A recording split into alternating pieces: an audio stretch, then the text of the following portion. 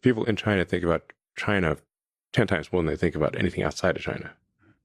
So it's like 90% of their consideration is, is internal. Well, isn't that a really positive thing when you're talking about the collaboration and a future peace between superpowers?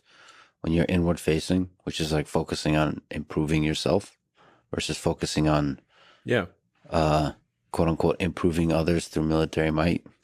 The good news, the history of China suggests that China is not acquisitive, meaning they're not going to go out and invade a whole bunch of countries. Incredible manufacture here in the United States, but you also work with China. I've spent a lot of time in China and met with the leadership many times. Maybe a good question to ask is, what are some things about China that people don't understand, positive, just in the culture? What's some interesting things that you've learned about the Chinese? Well, the sheer number of really smart, hardworking people in China is incredible.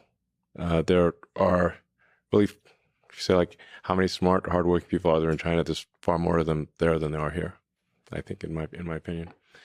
And they've got a lot of energy. So, I mean, the architecture in China that's in recent years is far more impressive than the U.S. I mean, the train stations, the buildings, the high-speed rail, everything. It's really far more impressive than what we have in the U.S. I mean, I recommend somebody just go to Shanghai and Beijing, look at the buildings, and go to, take the train from Beijing to Xi'an, where you have the terracotta warriors. China's got an incredible history, very long history. And, I think arguably in terms of the use of language from a written standpoint, sort of one of the oldest, perhaps the oldest written language. And in China, people did write things down. So now China historically has always been, with rare exception, been internally focused. They've not been acquisitive. They've fought each other. There have been many, many civil wars. In the Three Kingdoms War, I believe they lost about 70% of their population. So they've had brutal internal wars, like civil wars that make the U.S. Civil War look small by comparison. So I think it's important to appreciate that China is not monolithic. We sort of think of like China as a sort of one entity of one mind, and this is definitely not the case.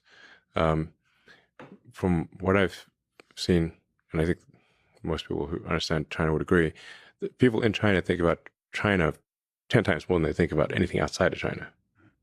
So it's like 90% of their consideration is, is internal. Well, isn't that a really positive thing when you're talking about the collaboration and a future peace between superpowers? When you're inward facing, which is like focusing on improving yourself versus focusing on, quote unquote, improving others through military might. The good news, the history of China suggests that China is not acquisitive, meaning they're not going to go out and invade a whole bunch of countries. Now they do feel very strongly, so that's good. I mean, because a lot of very powerful countries have been acquisitive. The U.S. is also one of the rare cases that has not been acquisitive, I guess. Now China does feel very strongly about Taiwan. They've been very clear about that for a long time.